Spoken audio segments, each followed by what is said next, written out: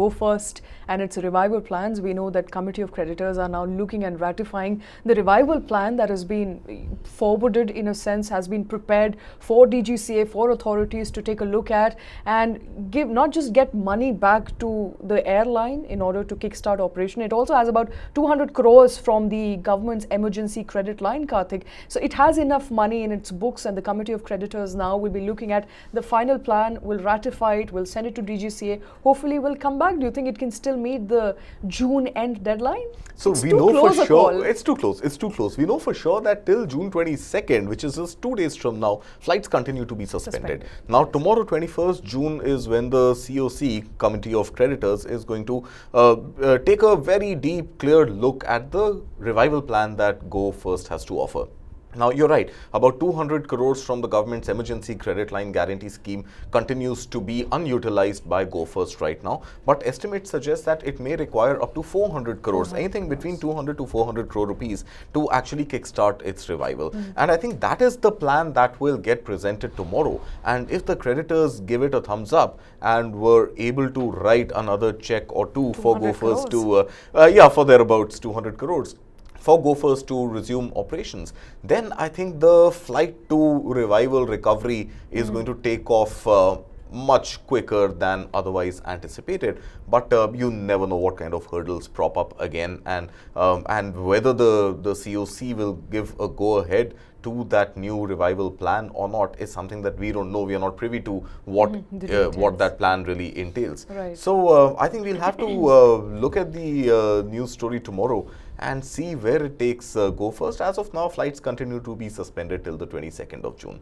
Right. But only till the 22nd of June. So maybe the airline is hopeful that 23rd June onwards, it can resume operations. So let's see. Okay, but that is still too close a call, Amit. And good news there for, I think, largely aviation sector with Indigo's new order book, with Go First hopefully will likely to come back by end of June.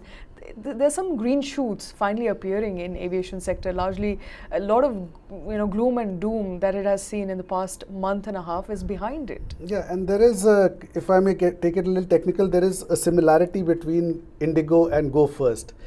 A similarity? Yeah, okay. It's a sort of a technical similarity. They would like to hear that. Yeah.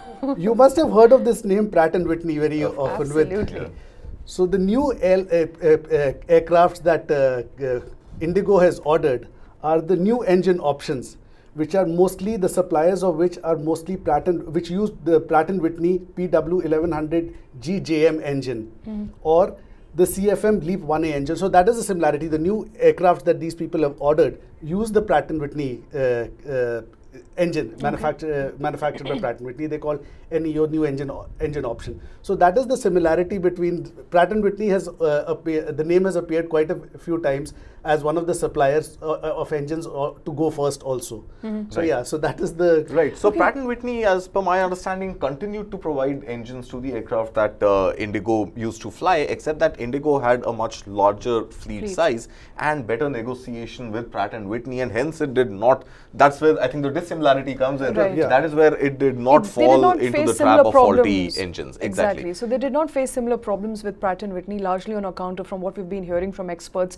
Number one, they have a better negotiation, better deal with Pratt & Whitney, which and more watertight contracts. And a more watertight contract, which essentially means that every time there is a problem with servicing, every time there's a problem with the engine, Pratt & Whitney jumps into action, takes care of their needs, which hasn't happened in case of Go First. And now with 500 new aircraft, I'm sure they're going to set up a base here, the MRO, the maintenance, and the office that maintains aircraft. So I think MROs are going to be set up, which in any case, I think if we were to take this story larger with this record order, though, I mean, just to put all of us and our excitement a little at ease, all these orders from Air India as well as Indigo are for about a decade or so, right? So they are going to be realized only by 2030 or so, end of this decade. So it's not that we are getting those 470 Air India aircraft or the 500 Indigo aircraft tomorrow. Right. In fact, like Amit said, about 1,300 aircraft for Indigo are already pending, yet to be delivered.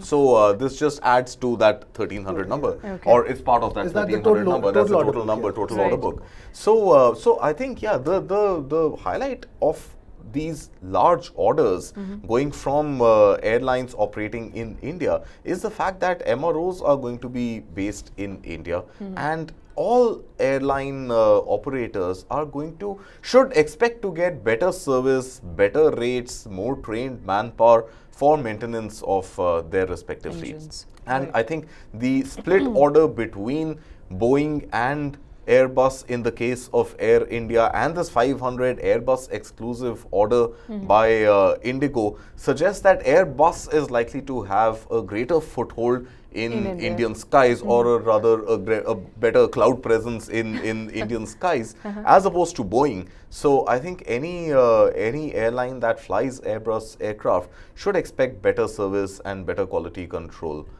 here in India.